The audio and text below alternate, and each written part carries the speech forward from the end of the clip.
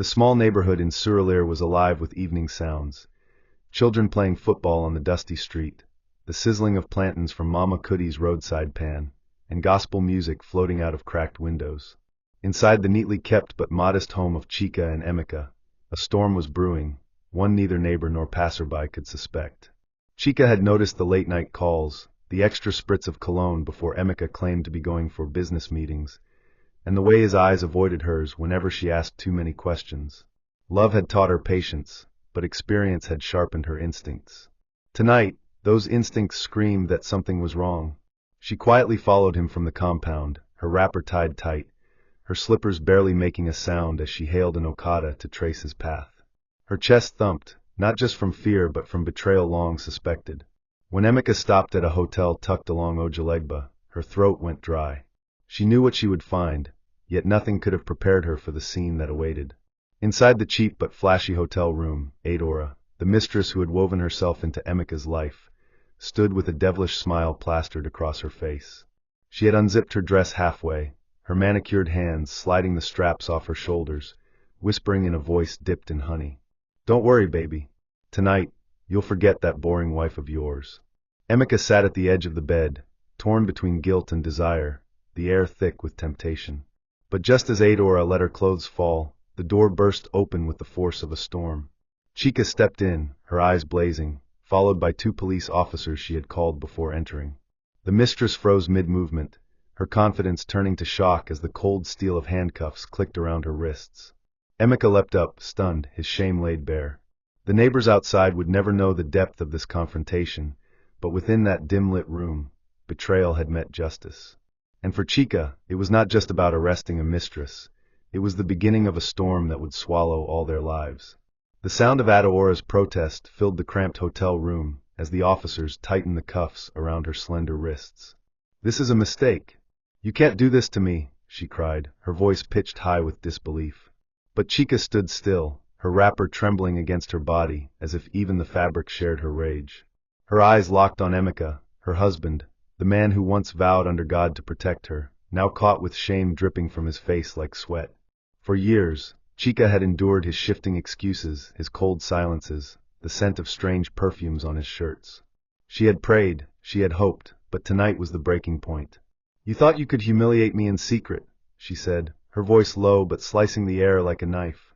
"You brought disgrace into our marriage bed, and now the whole world will see what you have done." The officers led Adaora out, her half-zipped dress a symbol of her failed seduction. Emeka reached out, trying to grab Chika's hand, his lips forming words he could not speak, but she stepped back, her chest heaving. To Chika, this was no longer about forgiveness. It was about reclaiming her dignity in a world that too often asked wives to suffer in silence. Outside, the night air carried whispers. The policeman, almost amused at the scandal, dragged Adaora into the waiting van, while Chika stood frozen at the hotel entrance, torn between tears and triumph. She wanted to scream, to collapse, to demand why her loyalty had been spat on, but instead, she straightened her shoulders. A group of bystanders had gathered, curious eyes watching, some whispering about Emeka's shame. He walked out moments later, his shirt wrinkled, his face pale under the neon lights of the street. He looked like a man stripped bare, not of clothes but of pride. Chika's voice carried through the air, calm but cutting. "From today, I will not be the silent woman in your shadow. If you want Adaora, go and fight for her in court, because I will no longer fight to keep a man who doesn't want to be kept." Her words hit like a whip, leaving Emeka standing still, his mouth opening and closing like a drowning man searching for breath. That night, Chika walked away, not back to their home, but to her sister's house in Olupaju. And as she lay awake on the stiff mattress, staring at the ceiling, one truth burned in her heart. This was only the beginning of a battle that would change all their lives. The following morning, Lagos buzzed with its usual chaos. Yellow danfos honking, traders shouting prices at Ojuelegba bus stop, and gospel tunes blasting from shop radios. But inside Emeka's rented office space, silence pressed down heavier than the humid air. He sat at his desk, his head buried in his hands, while his phone buzzed endlessly with calls and messages. Rumors had spread like wildfire. Someone at the hotel had recorded part of the scene, and by dawn, a shaky video was making rounds on WhatsApp groups. In the clip, Adaora's bare shoulders gleamed under the fluorescent lights as police officers dragged her away, with Chika's voice ringing in the background like a verdict. You will fight for her in court if you want her. Emeka's colleagues didn't need confirmation. The evidence was there. His boss had already sent a stiff message demanding an explanation, while old friends began withdrawing their friendly greetings. The mask of respectability Emeka had worn for years was cracking, and through the cracks, the man beneath, selfish, reckless, and weak, was being exposed for all to see. Meanwhile, at her sister Ifunanya's modest bungalow in Alupaju, Chika sat on the edge of the bed, still in the wrapper she had worn the night before. Her sister brought her a cup of pap and akra, but she pushed it away, her stomach too twisted for food. Ifunanya, her eyes fierce, paced the room. I warned you about this man, Chika. I told you that no man who comes home smelling like another woman's perfume deserves your patience. But you wanted to keep your marriage. Look where it has landed you. Chika's lips trembled, but she lifted her chin. I kept hoping he would change. I thought if I prayed enough, if I loved him enough, he would remember the vows we made. But I was wrong. I was the only one fighting. Tears finally broke free, streaming down her cheeks, yet her voice grew stronger with each word.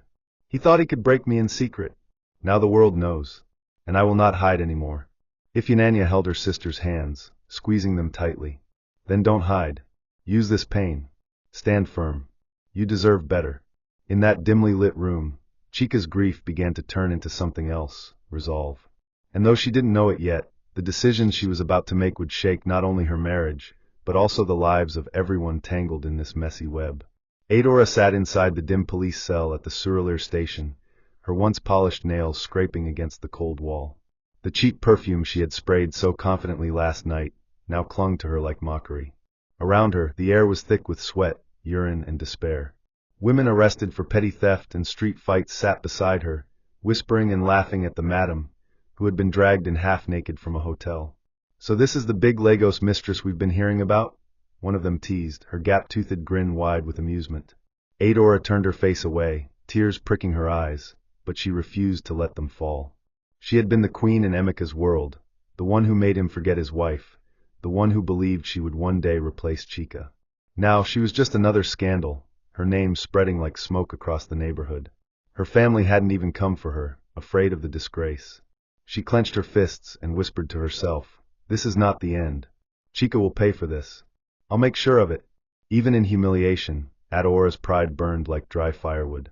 Back at Ifunanya's house, Chika tried to sleep, but was haunted by Adaora's smirk and Emeka's pleading eyes from the night before. Each time she closed her eyes, she heard Adaora's voice mocking her, saw the betrayal replay in her mind. Yet, beneath the pain was a strange satisfaction. Justice had touched the woman who had tried to steal her husband. But justice was only the beginning. Ifunanya urged her, "You need to think clearly now. Do you want this man back, or do you want to walk away? Because whatever you choose, you must not let him break you again." Chika stared at the ceiling fan whirling slowly above her, her hands clutching the wrapper tighter. "I don't know if I want him back, but I know I don't want to live like a shadow anymore." Her voice was steady now, almost frightening in its calmness. She didn't know where this road would take her, but she knew one thing for certain. Emeka and Adaora had underestimated her. The same woman they called weak was about to prove stronger than both of them combined. Emeka had always been a man of appearances. At church, he was the husband who carried his Bible with dignity, nodding at elders with a polished smile. At work, he was the manager who dressed sharply and spoke in measured tones, masking insecurities with borrowed confidence. But the scandal tore through all of that like fire through dry grass. When he arrived at the office the next morning, whispers traveled faster than his footsteps. A group of junior staff stopped talking abruptly as he passed, their eyes darting toward him. His boss, a stout man with little patience for disgrace, summoned him into his glass-walled office. "Emeka," the man said bluntly, his voice dripping with disappointment. "Do you think this company needs to carry the burden of your shame? Videos are circulating. Clients are calling. This is not the kind of publicity we can afford." Emeka tried to defend himself, stammering, "Sir, it's my private life. I can handle it." But the man's eyes cut into him. "Your private life became public when you chose to drag your family's disgrace into the open. Go home. We'll call you if we decide what to do next." The dismissal was not official, but the humiliation was worse than a sack letter. Walking out of the office with all eyes on him, Emeka felt smaller than he had ever felt in his life. Back in Alupaju, Chika received word of Emeka's troubles from a neighbor who also worked at the same company. She listened quietly, her lips pressed tightly together, while Ifeanyi smirked. "Serves him right," her sister said. "A man who mocks his wife in secret deserves to be mocked in public. Now he knows." But Chika's heart was not filled with victory, only a dull ache. She remembered the man Emeka had once been, the man who held her hand when they had nothing but roasted corn for dinner, the man who dreamed of building a future with her. How had he turned into this stranger chasing vanity, and falling into the trap of Adaora? Still, she could not allow herself to soften. "He chose this," she whispered, almost as if convincing herself. "I didn't drag him to that hotel. I didn't strip his mistress naked. He did all of this with his own hands." Ifeanyi nodded in agreement, placing a firm hand on her shoulder. "Then let him face it. Don't carry his shame anymore." That night, while the city roared with traffic and music, Chika lay awake thinking of her next steps. She was no longer a woman reacting to betrayal. She was becoming a woman planning her own survival. And in that shift, Emeka's fall had only just begun. Inside the police cell, Adaora's shame curdled into rage. She had spent 2 nights there, her once flawless skin marked by mosquito bites, her perfume drowned by the stench of sweat and sewage. She replayed the scene over and over, the door crashing open, Chika's blazing eyes, the handcuffs snapping against her wrist. Every time, the humiliation cut deeper. But what hurt more was that Emeka hadn't lifted a finger to defend her. He had stood there, wide-eyed and frozen, letting his wife parade her victory. In Adaora's heart, resentment toward Emeka grew almost as strong as her hatred for Chika. "That woman thinks she has won," she muttered under her breath as she sat against the cell's wall. "She thinks dragging me here will break me. No, this is just the beginning." Other women in the cell laughed at her stubborn pride, but Adaora was not joking. She had clawed her way up from nothing, weaving herself into wealthy men's lives with beauty and charm. If Chika thought she could ruin her so easily, she would soon learn the cost of crossing a woman like her. With each passing hour, Adaora's vow hardened. She would not only get her revenge, she would make Chika regret the day she ever thought she could fight back. Meanwhile, Emeka tried to find Adaora's family to bail her out, but none of them wanted to be involved in the disgrace. Her elder brother even slammed the phone shut on him. The responsibility fell back to Emeka, but his own finances were crumbling. His boss had suspended him without pay, and the side businesses he had invested in with Adaora's persuasion were already running at a loss. When he finally managed to secure her release, Adaora emerged from the station with her head held high, though her eyes carried fire. She barely looked at Emeka as she adjusted her scarf, walking ahead of him with deliberate arrogance. "Don't think this is over," she said coldly, her voice steady but sharp. "Your wife humiliated me, and you stood there like a coward. I will deal with her myself." Emeka tried to stop her, pleading, "Adaora, please, you don't understand. My marriage, my job, everything is already falling apart." But she cut him off with a bitter laugh. "Then let it fall, Emeka.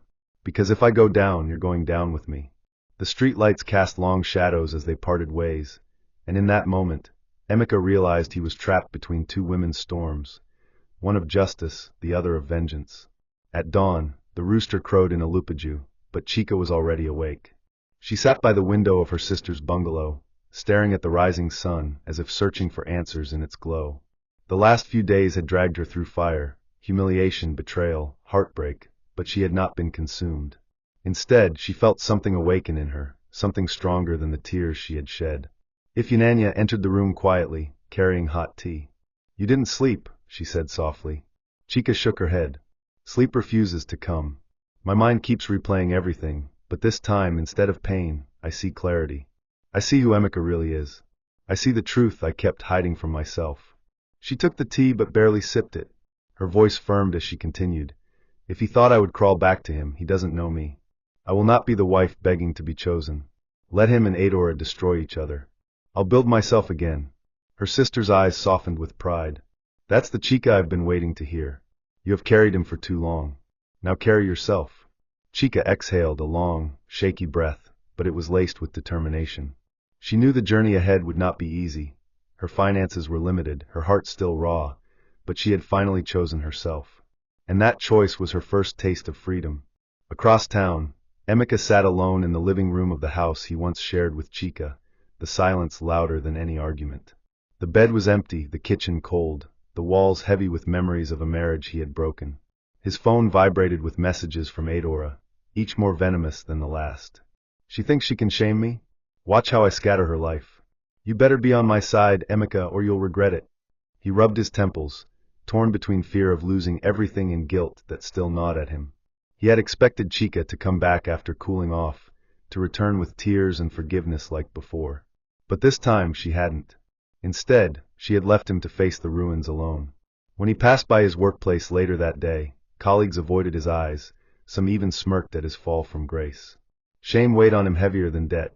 For the first time, Emeka realized he was no longer in control of his life. Chika had drawn a line, and Adaora had sharpened her claws.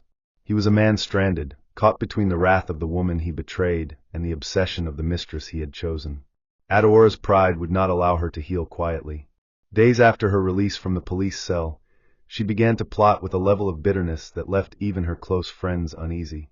She returned to her salon in Surulere, a place she often bragged about as her kingdom, and sat in the chair as her workers massaged her hands. But this time, she was not there for pampering, she was strategizing. "Do you know what that woman did to me?" she hissed to her confidant, Uju. "Dragged me out of a hotel like a thief, left me in a cell like a common criminal. She thinks she's smart. She thinks she's the only wife in Lagos who can fight. But I'll show her. I'll scatter her reputation. I'll make people laugh at her the way they laughed at me." Uju, wary but loyal, tried to caution her. "Adaora, maybe it's better to move on. People are already forgetting. Don't stir it up again." Adaora slammed her hand on the armrest, her manicured nails clicking against the wood. "Forget? Me? Never. Chika will not rest. If she thinks she has won, then she has no idea who she is dealing with." Her mind raced with ideas, spreading lies, twisting narratives, even using Emeka as a pawn to hurt his wife further. Whatever it would take, Adaora was ready. Chika, unaware of the storm brewing, was trying to pick up the pieces of her life at Ifunanya's house. Each day, she helped with her sister's small catering business, frying puff-puff, selling rice plates, and washing endless trays. The work was exhausting, but it gave her a sense of grounding. Customers praised her humility, and slowly, whispers of her ordeal faded into quiet sympathy. Yet, the peace she was building was fragile. One evening, a neighbor walked up to her with a troubled expression, holding out her phone. "Chika, you need to see this." On the screen was a post Adaora had made on Facebook, dripping with venom. "Some women can't keep their husbands, yet they call themselves wives. Imagine arresting me, because your man chose me over you. Pity." Comments had already flooded in, some mocking, some cruel, others fueling the fire. Chika's hands trembled as she read them. Shame threatened to choke her again, but Ifunanya snatched the phone. "Ignore her," she said firmly. "She's desperate. Don't let her pull you back into the mud." But Chika's heart ached. She knew Adaora would not stop. And as she lay awake that night, staring into the darkness, she whispered to herself, "If she wants a war, then a war she will get." The next week, Adaora escalated her revenge. She began to appear in places she knew Chika would hear about, at popular restaurants in Surulere, in nightclubs around Ikeja, clinging to Emeka's arm as though nothing had happened. She made sure there were photos, and those photos found their way to social media, accompanied by smug captions. "Some men know where real beauty is." Every post was a jab at Chika, every outing a calculated attempt to drag her deeper into humiliation. Emeka, already weak from the shame at work and the cold distance from Chika, let himself be paraded like a trophy. He tried to resist at first, muttering, "Adaora, this is not helping me," but she silenced him with the same weapon she had always wielded, his pride. "If you leave my side now, people will laugh at you more. Stand with me, and I'll make them fear you again." Emeka swallowed his guilt, too broken to fight, too afraid to lose the little image of strength he still clung to. Yet with every public display, he was sinking deeper into Adaora's trap, further from redemption and closer to destruction. When Chika saw the photos, her chest tightened, but something had changed in her. Instead of tears, she felt a surge of defiance. She realized Adaora wanted her to react, to beg, to crawl. But she would not give her that satisfaction. "If she wants me weak, then I'll show her strength," Chika told Ifunanya one evening as they wrapped suya for a catering order. "I won't fight her in the gutters. I'll rise so high that her claws can't reach me." Her sister nodded, pride glinting in her eyes. "That's the spirit. Don't waste energy on a snake hissing in the dust." Yet, even as Chika planned her quiet rise, Adaora was not done. One afternoon, Chika received an anonymous envelope at the catering shop. Inside was a printed photo of Adaora sitting on Emeka's lap at a lounge, her dress provocative, her smile mocking. At the bottom, scribbled in red ink, were the words, "You lost. Accept it." Chika's hands trembled, but instead of breaking, she felt fire in her veins. She folded the photo neatly, placed it in her bag, and whispered, "She thinks this is over. But she has no idea the kind of woman she just woke up." For weeks, Adaora strutted about, flaunting her false victory. She believed Chika had been silenced, defeated, buried under shame. But what she didn't know was that Chika was watching from the shadows, no longer the broken wife she once mocked, but a woman piecing her strength together.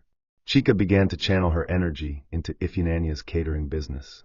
Every day, she was up before dawn, preparing pots of jollof rice, frying meat, serving customers with a smile that masked the storm brewing inside her. Word spread of her humility, her delicious food, her quiet resilience. Even people who once whispered behind her back now admired her. "That woman is strong," customers said. "After everything, she still stands tall." The sympathy that Adaora expected would go to her shifted instead toward Chika. Neighbors who once doubted her now defended her fiercely. Without lifting a finger, Chika was winning the war of dignity, her silence louder than Adaora's noise. But Adaora, restless and bitter, could not let it go. One evening, she stormed into the small catering stand where Chika and Ifunanya were serving food.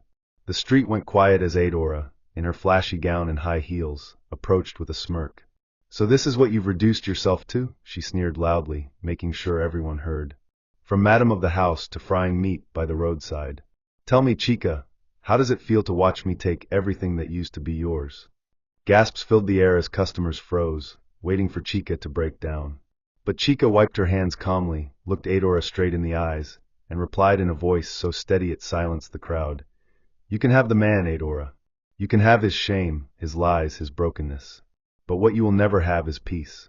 And peace is worth more than any man." Adaora's smirk faltered, her words failing her for the first time. The onlookers murmured in agreement, some even clapping. Humiliated, Adaora turned on her heels and stormed off, her heels clicking against the concrete like an angry drumbeat. Chika returned to her cooking as though nothing had happened, but inside, she knew the battle had shifted. Adaora had wanted to strip her of dignity, but instead, she had only exposed her own emptiness. Emeka's world continued to collapse with frightening speed. After weeks of suspension, his company finally terminated his employment, citing conduct unbecoming of management. The letter was brief but final, stripping away the image he had fought to build for years. When he walked out of the office carrying a small carton of his belongings, he felt like a stranger in a city that once respected him. Colleagues avoided his eyes, and those who looked at him did so with pity. As he trudged through the crowded streets of Yaba, sweat clinging to his back, he realized he was now just another man swallowed by Lagos's merciless rhythm. Returning home to his once proud house in Surulere, the silence mocked him. Chika's absence was a hole no mistress could fill. Adaora was waiting for him, lounging on the sofa in another skimpy dress, scrolling through her phone with fake nails tapping against the screen. "So they finally sacked you?" she asked, her tone dripping with mock sympathy. Emeka dropped the carton on the floor, his face pale. "Yes. Are you happy now?" She laughed, a harsh, humorless sound. "Why should I be sad? It was your stupidity that landed you here. You let your wife drag me to the police station, and now you've lost everything. Don't look at me like I'll carry your burden. I didn't sign up to feed a broke man." Her words cut deeper than the sack letter. For the first time, Emeka saw Adaora not as a lover, not as a savior, but as a vulture feeding on his weakness. Meanwhile, Chika was quietly rising from her ashes. The catering business she ran with Ifunanya was attracting larger clients, offices, parties, even churches. Her days were filled with cooking, serving, and managing, and though it was exhausting, it filled her with purpose. The neighbors who once pitied her now praised her resilience. Some whispered, "Chika is stronger without Emeka. See how she glows." For the first time in years, she felt seen, not as Emeka's wife, but as herself. One evening, as she returned home tired but fulfilled, she found Emeka waiting outside Ifunanya's gate. His once polished shoes were dusty, his shirt wrinkled, his eyes hollow with defeat. "Chika, please," he said, his voice breaking. "I've lost everything. I need you." She stared at him, her heart heavy with memories but her spirit unwilling to bend. "You didn't lose everything, Emeka," she replied coldly. "You threw everything away." His shoulders sagged as though her words carried physical weight. "I made mistakes," he whispered. "I was blinded.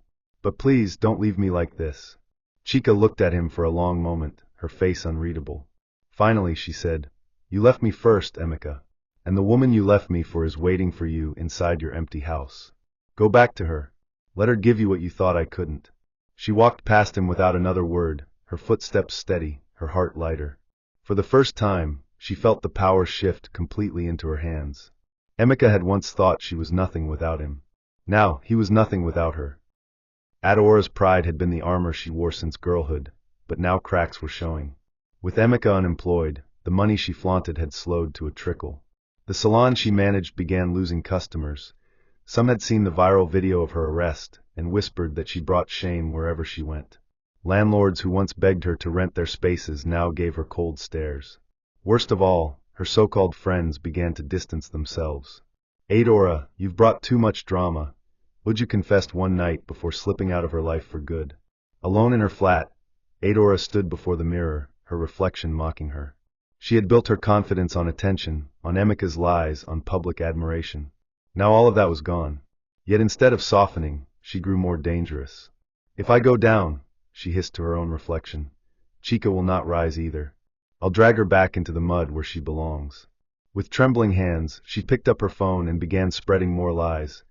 Anonymous texts to customers warning them not to trust Chika's catering business, fake rumors that her food was unhygienic, even whispering to neighbors that Chika had used charms to snatch Emeka back. It was desperate, but Adaora's desperation had teeth. Chika, though, was not easily broken anymore. When customers came asking, "Is it true what they're saying about you?" she met their questions with calm dignity.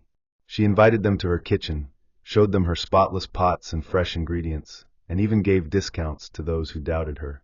Slowly, the rumors lost power, and her customers' loyalty grew stronger. One afternoon, after delivering food to a small office in Yaba, a woman approached her quietly. "I saw what you went through," she said. "Your strength is inspiring. Don't let anyone dim it." Chika smiled softly, though her heart still carried scars. That night, as she and Ifeanyi washed plates under the dim bulb in their backyard, Chika confessed, "I used to think Adaora had power over me because she was beautiful and bold. But now I see her boldness was empty. She only shines when she thinks others are weak. If I keep standing, she'll break herself without my help." Ifeanyi placed a reassuring hand on her shoulder. "Exactly, Chika. The greatest revenge is not to fight her, it's to live well without her shadow over you." Chika nodded slowly, realizing that every tear she had shed was not wasted. They had watered the soil of her new strength.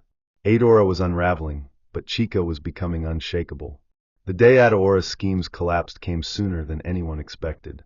She had paid two rough-looking men to spread more lies about Chika's food, claiming that people had fallen sick after eating from her catering service. The men stormed a small party where Chika had been contracted to serve, shouting that her meals were poisoned. But the plan backfired.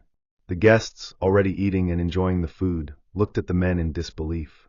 One woman even stood up and said, "How can you claim this food is bad when I've just had 2 plates and it's delicious?" Suspicion shifted, and whispers spread through the crowd. Someone recognized the men as Adaora's acquaintances, and within minutes, the truth began to unfold. Phones came out, recordings were made, and by evening, the videos were circulating online. Adaora, the disgraced mistress, was not only shameless but also desperate enough to sabotage an innocent woman's business. The backlash was merciless. Comments poured in, mocking her, dragging her name through the mud. "She has no shame. See how far jealousy can carry a woman. Chika is the true queen here." Adaora, once confident, now hid inside her flat, curtains drawn, her phone buzzing endlessly with insults she could no longer ignore. Emeka was not spared either. At church that Sunday, the pastor addressed the sin of adultery, with pointed glances in his direction. Former friends avoided his handshake, whispering to their wives to stay away. Even his relatives, who once defended him, now called Chika privately, begging her to have mercy on him. But Chika was unmoved. When Emeka showed up at Ifeanyi's gate again, his face sunken, his voice trembling with regret, she stood firm. "Chika, I have nothing left," he pleaded. "Adaora has turned against me. My family mocks me. My job is gone. Please take me back. Let's start again." His voice cracked like a man drowning in his own shame. Chika looked at him long and hard, her heart pulling between old memories and new wisdom. "Emeka," she said quietly but firmly, "you broke us long before Adaora came. You broke me when you chose lies over loyalty. And though I wish you healing, I cannot chain myself to your brokenness again." Her words cut deeper than any insult. Emeka dropped to his knees, weeping, but Chika walked back into the house, leaving him under the streetlight, alone, pitiful, and stripped of all pride. For once, the woman who had been mocked now walked away with dignity, while the man who mocked her was left begging for scraps of forgiveness. Adaora's world collapsed like a house built on sand. After the failed attempt to tarnish Chika's name went viral, her salon lost almost every client. Women whispered that she carried bad luck. Some even said she was cursed. Landlords who once welcomed her flashy lifestyle now demanded rent she couldn't pay, and when she delayed, they threatened eviction. The final blow came when her bank account, once flush with Emeka's money, dried up completely. Her designer clothes and jewelry, once her pride, began to look like costumes mocking her poverty. Sitting alone in her flat, surrounded by unpaid bills, Adaora screamed into the emptiness. "It was supposed to be me. I was supposed to win." But the walls offered no answer. For the first time, she saw herself clearly, not a queen, not a conqueror, but a woman who had gambled with another woman's marriage and lost everything. Her reflection in the mirror, once her greatest ally, now felt like a stranger mocking her downfall. The arrogance that once carried her was gone. All that remained was desperation and loneliness. Chika, on the other hand, was blossoming. Though scars of betrayal still lingered in her heart, peace had begun to take root. Her catering business was thriving, orders coming from unexpected places. Even people who once mocked her now spoke her name with respect.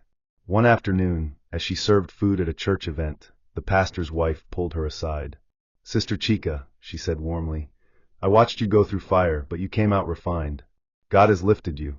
Those words, spoken with sincerity, touched Chika deeply.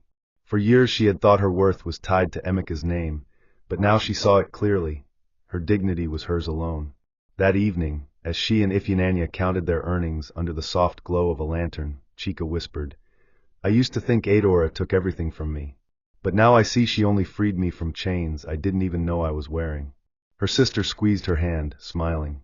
"Yes, Chika. And that's why you're standing taller today."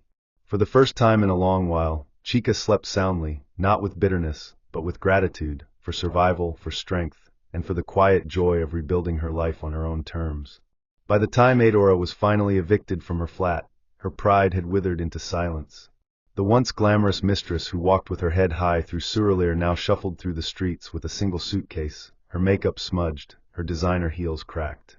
Neighbors who once envied her beauty and flamboyance now looked at her with pity, or worse, ridicule. "See how she ended," one woman muttered at a roadside stall. "This is what comes from building happiness on another woman's tears." Adaora heard every word, each one cutting her deeper than hunger. She thought of Emeka, but even he had abandoned her, drowning in his own failures. With no one to call, no place to hide, she was forced to confront the truth she had long denied. Her empire was built on stolen moments, and stolen things never last. Alone, she wept under the dim glow of a streetlight, the sound swallowed by the endless noise of Lagos traffic. For the first time, Adaora realized that the war she started had consumed only her. Chika, meanwhile, had found a new rhythm in her life. The catering business grew beyond what she imagined. Her food now served at weddings, office functions, and community gatherings. She no longer walked with the heaviness of betrayal, but with the quiet strength of survival. One Saturday morning, she stood outside her sister's house, watching children play football in the street, their laughter filling the air. A soft smile touched her lips. She thought of the woman she used to be, silent, patient, enduring. That woman had died the night she burst into that hotel room. In her place stood a woman reborn, one who understood her worth had never depended on a man's choices. When Emeka tried once more to reach her, she did not answer. His voice was now an echo from a past she no longer wished to return to. She closed her eyes and whispered a prayer, not for him or Adaora, but for herself, for strength, for peace, for the courage to keep building. As the sun rose higher, golden light flooding the street, Chika stepped forward into her new life. No longer a wife begging to be chosen, no longer a woman mocked in whispers. She was simply Chika, and that was more than enough. Thanks for watching. Don't forget to like and subscribe, and put on post notifications.